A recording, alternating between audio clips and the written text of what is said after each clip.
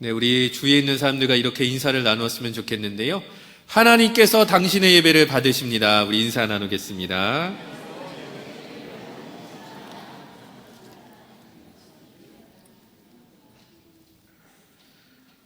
기독교인과 세상 사람들은 어떤 차이점이 있는가? 라고 질문을 던졌을 때 저는 개인적으로 두 가지 차이점이 있다고 생각을 합니다. 첫 번째는 누구를 예배하면서 살고 있는가? 이것이고요. 두 번째는 어떻게 예배를 드리는가? 바로 이 두 가지 중요한 차이점이 있다고 생각을 합니다. 조금 더 부연 설명을 드릴 때 특별히 이스라엘의 역사를 통해서 이 차이점이 어떻게 드러나는지 계속해서 조금 더 살펴보려고 하는데요. 여러분들이 이스라엘이라는 나라를 지도에서 검색을 해보면요. 지중해라고 하는 큰 바다의 동쪽에 조금 지난 그 위치에 있습니다. 그런데 옛날, 그러니까 고대 지도를 보면은 이스라엘의 위치에서 동북쪽으로 가게 되면 유프라테스 강과 티그리스 강이라고 하는 유명한 강이 있고요. 현재 위치는 대략적으로 이라크 정도 됩니다. 그 강을 끼고 있는 고대 문명 이름이 메소포타미아라고 하는 문명이 되겠습니다. 얼마나 거대하고 크고 화려한 문명이었는지 이 문명은 우리가 배우기로는 세계 4대 문명 중에 하나다. 이렇게 배우셨을 것입니다. 자, 그리고요. 메소포타미아에서 이제 다시 내려오면 이제 이스라엘 땅이 있고 이스라엘에서 동남쪽 정도에 가면은 나일강이 있고요. 나일강 유역에 이집트 문명이라는 것이 있는데 이 문명 또한 세계 4대 문명 중에 하나가 되겠습니다. 자, 그래서 정리하면 이렇습니다. 이스라엘이라는 작은 나라를 기준으로 봤을 때 북동쪽과 남서쪽에 굉장히 화려하고 거대하고 유명한 문명이 두 개나 있다라고 하는 거니까 자, 이 얘기를 뒤집어서 얘기하면 어떤 얘기냐? 이스라엘이라는 작은 나라의 두 문명이 얼마나 많은 영향력을 미쳤을지를 생각해 보시면 되겠습니다. 자, 그러면 그 영향력 중에 무엇이 있을까요? 종교요. 다시 얘기해서 이스라엘이라는 이 나라, 여호와 하나님을 믿는 신앙을 갖고 있는 이 나라를 메소포타미아의 신을 믿고 있는 바로 그 사람들이 영향을 주기도 하고 이집트 신을 믿고 있는 이집트 사람들이 혹은 그 세력이 영향을 주기도 하는 그런 상황에 놓여 있었다라고 하는 것이죠. 자, 그렇기 때문에 이스라엘 백성들이 본인의 신앙을 지키기 위해서 얼마나 많이 분투해 봤을지를 생각해 보시면 좋을 것 같습니다. 자, 그렇기 때문에 오늘 우리가 살아가는 이 삶의 자리 안에서 우리가 예배를 드릴 때 얼마나 많은 영향력이 세상 속에서 밀려 들어오고 있는지, 그리고 그 영향력 속에서 우리가 얼마나 하나님을 바르게 제대로 예배하기 위해서 몸부림을 치고 있는지를 한번 또 생각해 보셨으면 좋겠습니다. 그리스도인의 자부심은 딱 한 가지일 것 같습니다. 하나님께서 우리의 삶에 은혜와 복을 사업이 잘 되게 해주셨다거나 자녀들이 잘 되게 해주셨다거나 이런 거는 중요하지만 어찌 보면 여러분들 보너스일 수 있습니다. 쉽게 얘기해서 덤으로 주시는 것들이죠. 진짜 중요한 거, 본질은 무엇이냐면 내가 잘 되고 있거나 잘 안 되고 있거나 슬프거나 기쁘거나 어떤 상황에 놓여 있든지 하나님 한 분을 예배하고 있다는 것, 이것이 사실 우리의 자부심이 되어야 될 줄로 믿습니다. 이스라엘 백성들이 그런 정신으로 살았다는 겁니다. 그 거대한 메소포타미아 문명과 이집트 문명의 사이에 낀 채로 살아갔음에도 불구하고 그 종교적인 무시무시한 영향력의 파도 속에서 이스라엘 한 분 하나님, 이스라엘을 지키시고 보호하시고 인도하시는 하나님 한 분을 제대로 바르게 예배하기 위해서 계속해서 분투해 왔다는 것이 이스라엘의 역사인 것처럼 오늘 우리도 동일한 상황에 놓여 있을 수 있다는 것이죠. 오늘은 예배 음영위원회 헌신 예배가 되겠습니다. 무슨 일을 하는지 알고 계시죠? 영등포 교인들이 보다 온전하게 예배 드릴 수 있도록 섬기는 부서들, 봉사자들이 모인 바로 그러한 위원회가 되겠습니다. 이 시간 예배자로서 하나님 앞에 살아가는 우리가 특별히 하나님을 어떻게 더 거룩하게 예배할 수 있을지 하나님의 말씀을 묵상하며 나누는 시간을 갖고자 하는데요. 또 그러한 의미로 우리가 다시 한번 이렇게 서로 인사를 나누었으면 좋겠습니다. 축복하는 마음으로 당신은 영두포교에서 제일 거룩한 예배자입니다. 우리 축복하는 마음으로 인사하겠습니다.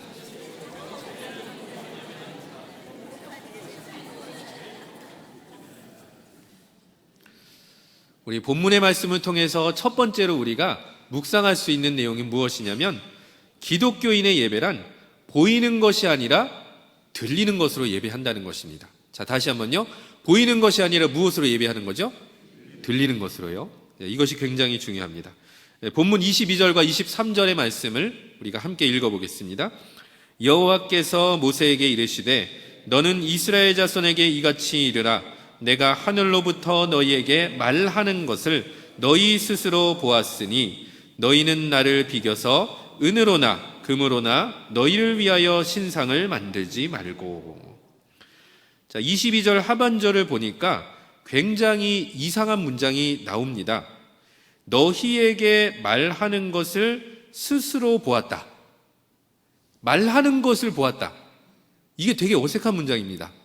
뭐가 어색하죠? 말하는 것은 들어야 되는데요, 말하는 것을 받지 않냐, 이렇게 얘기를 하는 겁니다. 이게 되게 뚱딴지 같은 얘기일 수 있죠. 자, 이게 이제 배경이 이렇습니다. 20장은요 10계명부터 시작이 됩니다. 시내산에서 이스라엘 백성들이 하나님의 말씀을 본격적으로 경청하는 순간이 출애굽기 20장부터 시작이 되는 겁니다.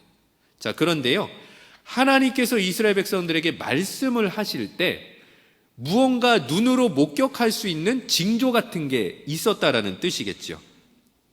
자, 이런 과정 속에서 이스라엘 백성들이 하나님께서 자신들에게 말씀하시는 징조가 너무도 두렵고 떨리는 경험이었기 때문에 무엇이라고 얘기를 하냐면, 모세를 불러서 하나님께서 우리에게 직접 말씀하지 말게 해달라. 우리가 당신의 말은 듣겠다. 하나님께서 모세 당신에게 말씀하시면 당신이 고스란히 우리한테 들려주면 되지 않겠냐. 우리는 도저히 하나님의 임재를, 말씀을 감당해낼 수가 없다. 죽어버릴 것 같다. 이렇게 이제 두려워하면서 얘기를 하는 겁니다. 자, 이 장면을 다시 한번 세 번역으로 볼 텐데요. 18절과 19절 말씀의 세 번역을 제가 여러분들에게 읽어드리겠습니다. 온 백성이 천둥 소리와 번개와 나팔 소리를 듣고 산의 연기를 보았다. 백성은 그것을 보고 두려워 떨며 멀찍이 물러섰다. 그들은 모세에게 말하였다. 어른께서 우리에게 말씀하십시오. 우리가 듣겠습니다. 하나님이 직접 우리에게 말씀하시면 우리는 죽습니다. 여러분들 그러니까 상상의 나래를 한번 펼쳐봐야 됩니다. 하나님께서 지금 말씀하시고 계시는데 산에서 연기가 오르고요, 그 다음에 나팔 소리도 들리고요, 엄청 우렁찼겠죠? 천둥 소리도 들리고 번개도 치고 있습니다. 아마도 이건 과학적으로 보면 제일 유사한 장면이 무엇이냐면, 화산이 분출했을 때 이런 장면이 나온다고 과학적으로는 아마 해석을 해볼 수도 있을 것 같습니다만, 어찌되었든 인간의 입장에서 보면은 이 광경을 목격하고 있다는 사실이 다리가 떨리는 상황입니다. 내가 이거 진짜 여기 있다가 죽으면 어떻게 하지? 라고 충분히 생각할 수 있는 그런 상황인 거죠. 자, 그렇기 때문에 이렇게 얘기를 하는 겁니다. 하나님이 직접 우리에게 말씀하시면 우리는 죽을 수 있다 라고까지도 얘기를 하는 겁니다. 그래서 모세 당신을 통해서 대신 듣겠다라고 하는 것이죠. 요점은 이겁니다. 시내산에서 이스라엘 백성들은 하나님의 생김새를 봤던 게 아니라는 거죠. 말씀을 들었던 겁니다. 다만 말씀을 하셨을 때 어떤 징조는 있었던 거죠. 눈으로 확인할 수 있는 징조, 하나님께서 우리 이스라엘 백성들에게 말씀하고 계시는구나라는 것을 직접 깨달을 수 있는, 목격할 수 있고 경험할 수 있는, 눈으로 확인할 수 있는 징조는 있었던 겁니다. 그러나 하나님께서 어떤 물리적인 실체가 있어서 하나님은 이렇게 생겼다 저렇게 생겼다 라고는 할 수가 없는, 하나님의 실체를 목격했던 건 전혀 아니었다라고 하는 거죠.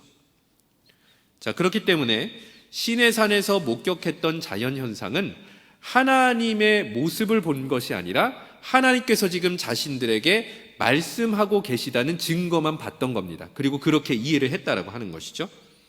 자, 그렇기 때문에 이어지는 23절의 말씀이 나오는 것입니다.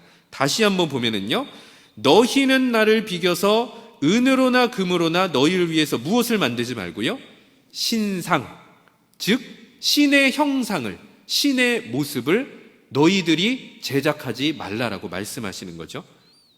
십계명의 1계명과 2계명에도 이 내용이 나와 있는 것입니다. 자, 이 내용이 왜 중요한지를 주변 문명들이 신을 예배하는 모습과 비교해서 설명을 드릴 건데요. 사진을 좀 3장을 연달아서 보도록 하겠습니다. 네, 사진을 보여주시기 바랍니다. 여러분들 엔키라고 적혀 있는 이 신 보시면 뭔가 사람의 형상이 보이고 꾸불꾸불 되어 있는 거에 들어가 있는 게 뭐냐면 물고기입니다.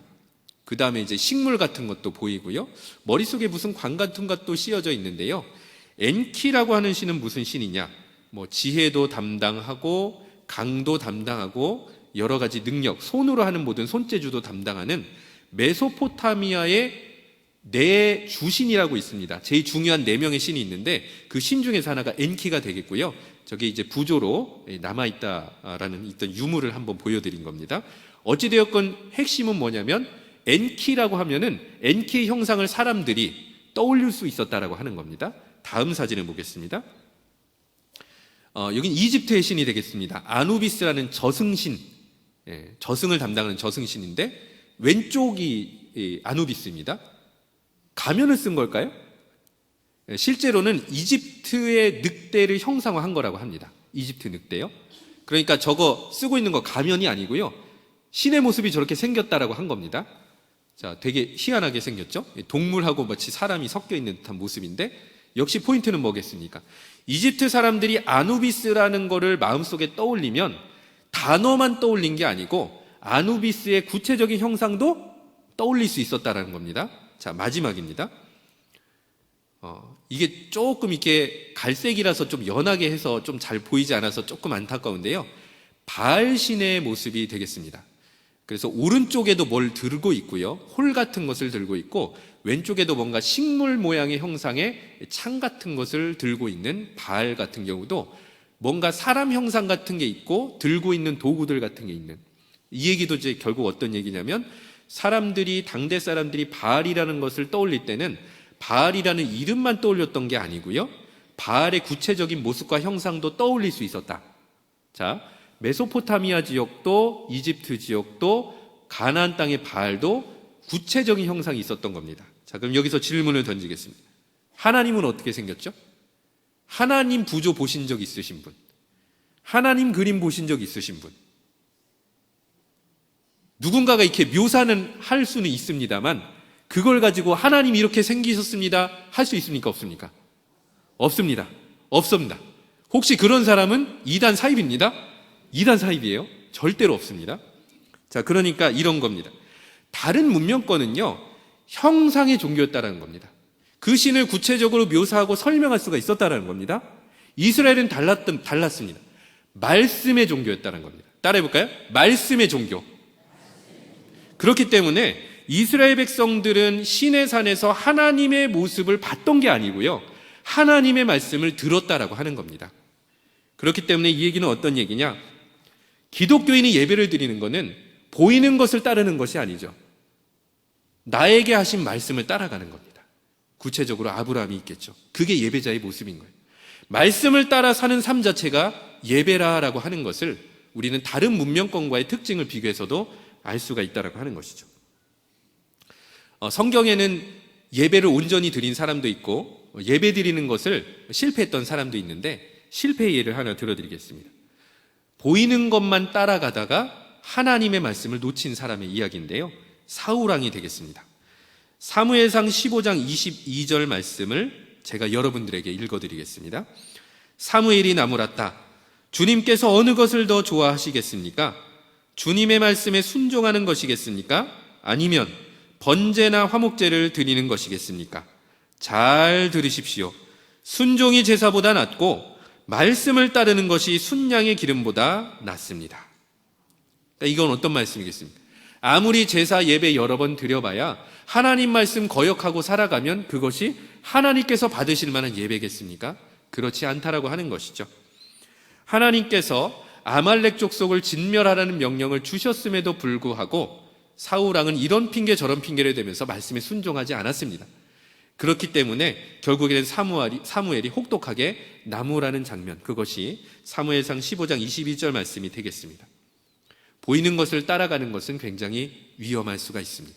기독교인은 보이는 것을 따르는 사람이 아니라 하나님께서 내게 하신 그 말씀을 쫓아서 살아가는 사람이어야 된다는 것이죠.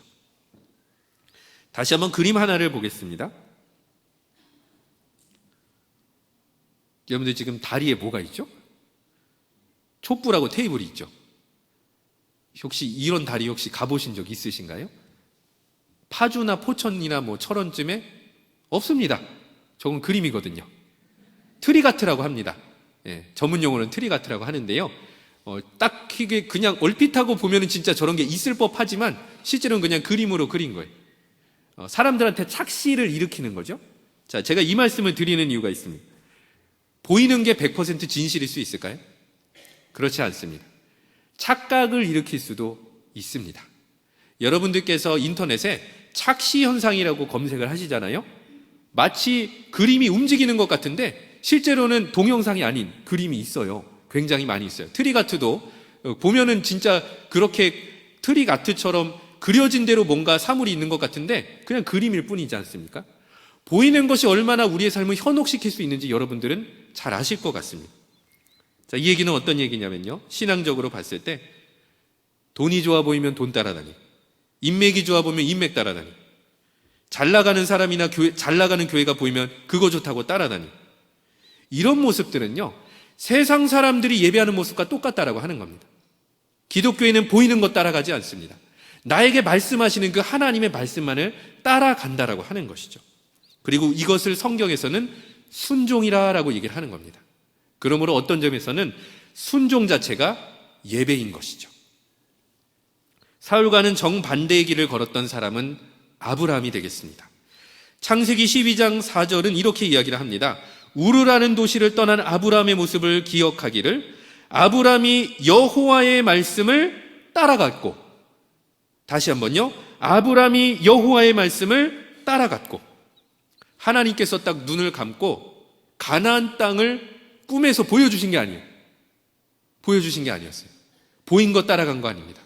말씀하셨기 때문에 나는 이 말씀 붙잡고 따라간 겁니다. 가나안 땅에 뭐가 있고 어떻게 생겼고 도시 인프라가 어떻고 몰랐어요. 말씀하셨기 때문에 따라간 겁니다. 이게 순종이고 믿음이겠죠. 그리고 이것이 예배의 본질인 겁니다. 하나님의 말씀을 따랐던 아브라함과 같이 말씀을 경청하고 순종하고 또 거룩하게 하나님 앞에 나아갈 수 있는 그 신실한 예배자 되기를 사모하는 성도님들 되시기를 축원합니다. 오늘 두 번째로 하나님께서 예배에 대해서 무엇이라고 말씀하시냐? 기독교인은 나의 공로가 아니라 하나님의 은혜를 힘입어 예배한다라는 것입니다. 우리 본문 24절의 말씀 한 목소리로 읽겠습니다. 내게 토단을 쌓고 그 위에 내 양과 소로 내 번제와 화목제를 드리라. 내가 내 이름을 기념하게 하는 모든 곳에서 내게 임하여 복을 주리라. 다시 한번 이스라엘의 동북쪽에 있었던 메소포타미아 문명과 남서쪽에 있었던 이집트 문명 이야기를 짧게 하겠습니다. 이 사람들이 신을 공경하는 최고의 방법은 신의 집을 지어주는 겁니다. 여기서 신의 집은 신정 건축물이나 형상 건축물을 얘기합니다.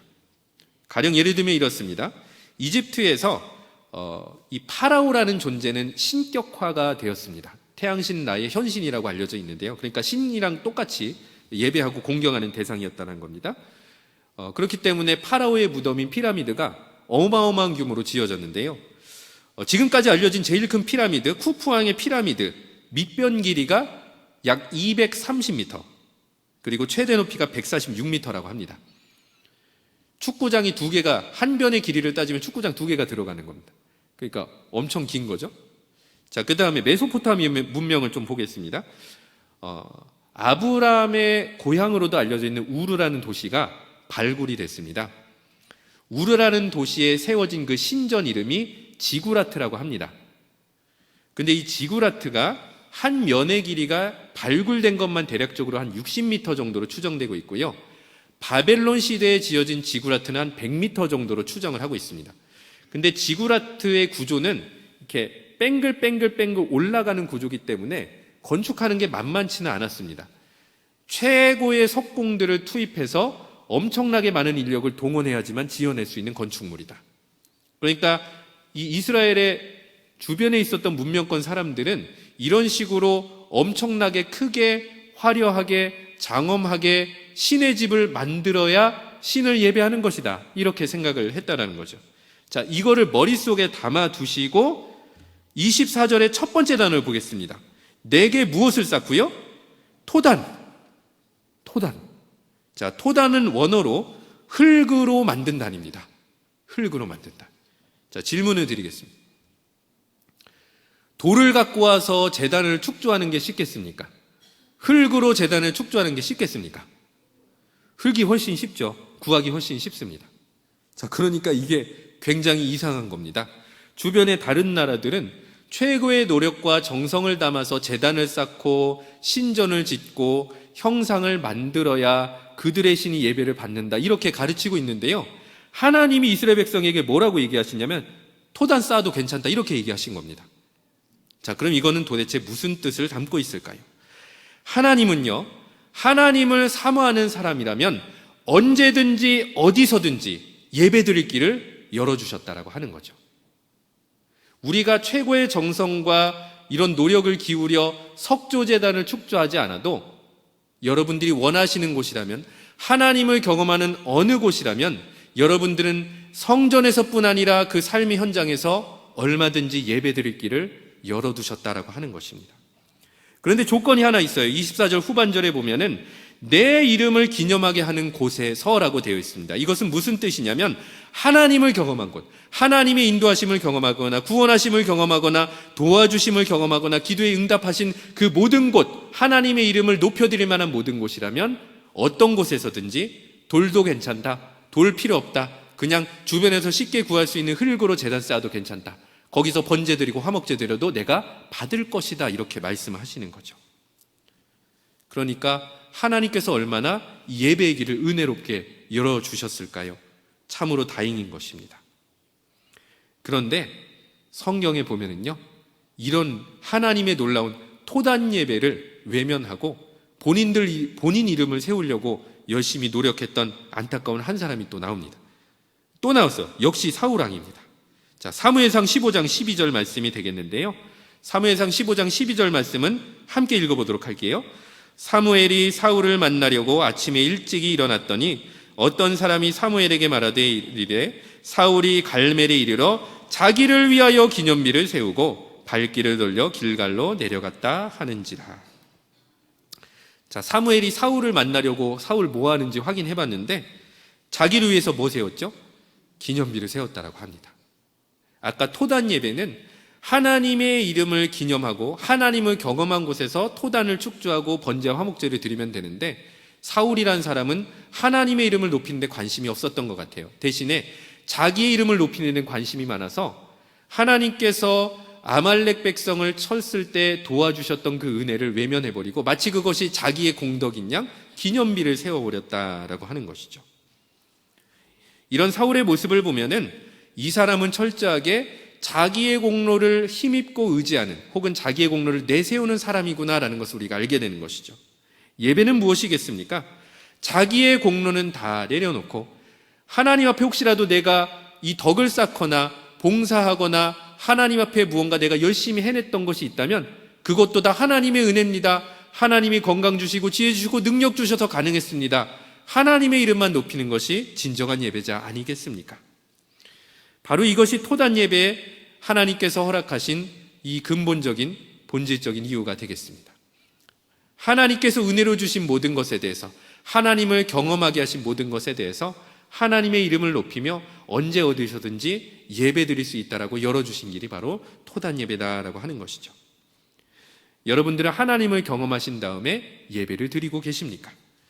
하나님의 은혜를 힘입어 또 하나님의 은혜를 경험하여 성전에서뿐만이 아니라 여러분들의 삶의 자세에서도 토단 예배를 드리며 영광 돌릴 수 있는 성도님들 되시기를 축원합니다.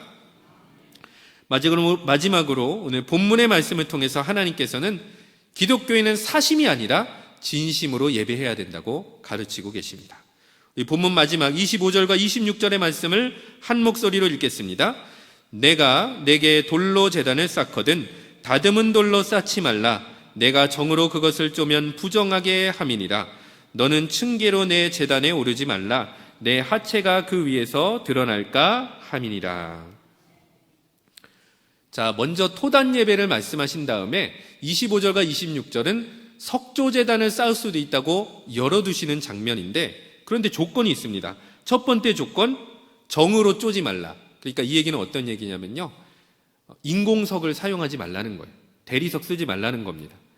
정 쪼개가지고 무언가 형상을 만들거나 뭔가 이렇게 제작을 해서 돌 쓰지 말고 굴러다니는 돌 같은 걸로 제단 만들어라는 뜻이 되겠습니다. 그 다음에 이제 하반절 26절 말씀을 보면은 조금 이해하기가 또 다소 생소한 개념이 나오는데요. 층계를 올라가면서 하체를 드러내지 말라라고 하는 겁니다. 도대체 이게 하체가 뭐냐? 새 번역과 공동 번역에는 알몸이라고 되어 있고요. 영어 성경에도 보면 naked는 있으니까 이것도 또 알몸입니다. 그럼 이게 도대체 무슨 뜻인가? 일단은 조금 추후에 설명을 드리고요. 결국 인공석, 정으로 다듬은 돌이나 하체는 결국에는 감출 수 없는 욕심을 상징하는 단어라고 보시면 되겠습니다. 자, 첫 번째, 인공석은요, 하나님께서 왜 조금 더 다듬은 이쁜 인공석으로 제단을 쌓아도 되는데 왜 막으셨느냐? 여러분들, 결국에는요, 인공석을 만들면 하나님의 의지나 뜻이 아니라 제작자의 의도와 제작자의 심상이 더 반영될 수밖에 없다는 겁니다. 다시 얘기해서 인공석으로 정을 쪼개면서 무언가를 만들기 시작하면은요, 진짜 하나님을 공경하는 마음이 있을 것 같지만 실제로 어느 순간에는요, 내가 믿고 내가 예배하고 내가 생각하는 하나님의 심상과 형상이 바로 그 정으로 쫀 돌에 반영될 수밖에 없다라고 하는 거죠. 다시 얘기해서 사심이 들어가기 시작한다는 겁니다. 또 하나 이제 하체에 대한 이야기가 되겠습니다. 하체라고 하는 것은요, 결국 성적인 욕망을 상징하는 것이라고 많은 신학자들이 이야기를 하는데, 이유가 무엇이냐면 메소포타미아 지역에서는 이 풍요를 위한 예배, 풍요를 위해서 종교적인 의식을 치를 때 신전에서 봉사하는 여사제와 남성이 바로 그 일을 이루기 위해서 관계를 맺었다라고 합니다. 자, 그러면 제단 위에 오를 때 이 하체를 드러내지 말라라고 하는 것, 여러분들 이렇게 생각해 보시면 될 것 같아요.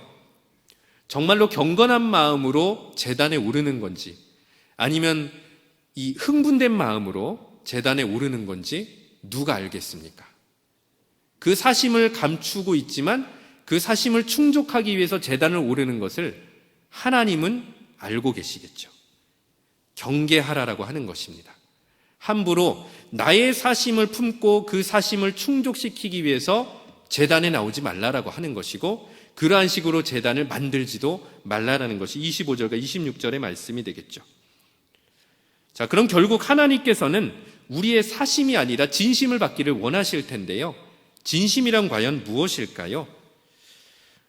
조금 어려운 단어인데 라틴어 단어 하나만 볼게요. 시네케라스라고 하는 진심 어린이라고 하는 뜻의 라틴어가 영어로 번역하면 이런 뜻이 있다고 합니다. 첫 번째는 without wax라고 하는 뜻이 있어요. 그 다음에 두 번째는 sun-tested라고 하는 뜻이 있습니다. 이게 되게 특이하게도 도자기에서 유래된 말이라고 합니다. 설명을 드리면요, 도자기를 비싸게 팔려면 잔금이 없어야 되겠죠. 깨끗해야 될 겁니다. 그래야지 제값을 받을 수 있겠죠. 근데 일부 부도덕한 상인들은 어떻게 하느냐, 이 금간대다가 이 왁스를 좀 칠하는 겁니다. 그리고 딱 하고 갖다 놓으면은 멀쩡해 보이는 거예요. 이거 비싼 거다 하고 파는 거죠. 속는 사람은 그냥 그거 비싼 건 줄 알고 금 없는 줄 알고 그냥 비싼 돈으로 사게 되는 겁니다. 자, 그렇기 때문에 위대한 왁스를 바르지 않은 채로 판매가 되는 게 정직한 상인이 판매하는 거다라는 점에서 이제 이 라틴어가 유래했다고 하고요. 또 한 가지 sun-tested라는 뜻은 무슨 뜻이 있느냐, 고수들은요, 요 조작된 도자기를 분별하는 법이 있습니다. 빛에 비춰보면 돼요. 티가 나는 거예요. 이게 그러니까 sun test, 태양빛에 비추어서 테스트해본다, 이런 뜻이 있는 거예요. 그래서 다시 정리해드리면 이런 것입니다. 햇빛에 비춰봤을 때 왁스가 없는 건 진품인 거예요. 진짜 비싼 도자기인 거예요. 이것이 바로, 그리고 신뢰할 만한 상인들에게 받을 수 있고 구매할 수 있다라고 하는 뜻도 담겨져 있는 거기 때문에 여기에서부터 라틴어 시네 케라스가 나왔다라고 하는 거지요. 자, 그러면 결국 이것을 우리가 어떻게 적용해 볼 수 있을까요? 오늘 마지막 말씀이 되겠는데요. 시편 15편 17절 말씀 세 번역이 되겠습니다. 우리가 정말 중요한 말씀이기 때문에 한 목소리를 읽어보겠습니다. 하나님, 내 재물은 찢어진 마음뿐 찢어지고 터진 죄송합니다. 네, 같이 보고 읽겠습니다. 하나님께서 원하시는 재물은 찢겨진 심령입니다. 오 하나님, 주님은 찢겨지고 짓밟힌 마음을 멸시하지 않으십니다. 내가 드릴 재물은 무엇이죠? 찢겨진 마음, 상한 심령, 짓밟힌 마음. 태양빛에 비추면 그대로, 즉 하나님께 비추면 그대로 드러나는 것. 굳이 숨길 필요가 없는. 자, 무슨 뜻일까요? 하나님께서 있는 그대로의 예배를 받으신다는 것. 왁스 칠한 마음 말고 진짜 내 마음. 그게 찢어지고 터진 마음일지라도 진짜 내 마음. 그 모습 그대로 나아가는 예배, 그 진심 어린 예배를 하나님께서 받으신다는 것, 다윗은 알고 있었던 것이죠. 여러분들, 살아가다 보면 우리가 얼마나 많이 실패합니까? 저는 언제 많이 실패하냐면요, 자녀 기를 때. 하루에도 실패 수십 번이나 하는 것 같아요. 키우기가 너무 힘들어요. 근데 그 마음 숨기지 말고 하나님 앞에 가져가는. 여러분들 생업의 현장에서 일하면서 얼마나 많이 실수합니까? 실수 안 하려고 많이 힘쓰시지만 돌아보면 많이 실수하죠. 인간관계 얼마나 많이 우리가 실수하죠? 돌아보면 정말로 부끄러울 때가 많잖아요. 근데 그 찢어지고 터진 마음, 부끄러운 마음 있는 모습 그대로. 그것이 진정한 예배다. 진심으로 드리는 예배다라는 것을 하나님께서 말씀하고 계십니다. 여러분들의 마음이 찢어지고 터진 마음이라도 두려워하시거나 염려하지 마시고 있는 모습 그대로 하나님 앞으로 나가실 때 하나님께서 그것을 기뻐 받으시는 줄로 믿습니다. 말씀의 결론입니다. 보이는 것이 아니라 들리는 것으로 예배하는 예배자, 나의 공로가 아니라 하나님의 은혜로 예배하는 예배자, 사심이 아니라 진심으로 예배하는 예배자, 그러한 예배자가 되기를 축원합니다. 기도하겠습니다.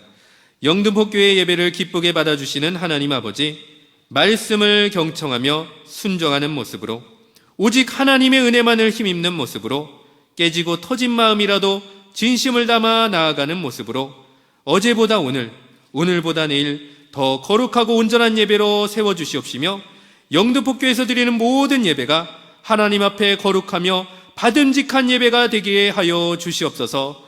이를 위해서 열심으로 수고하는 예배임명위원회의 모든 섬기는 이들을 주께서 기뻐 받아주시고 주께서 귀하게 사용하여 주시기를 간절히 바라오며 예수 그리스도의 이름으로 기도드립니다. 아멘.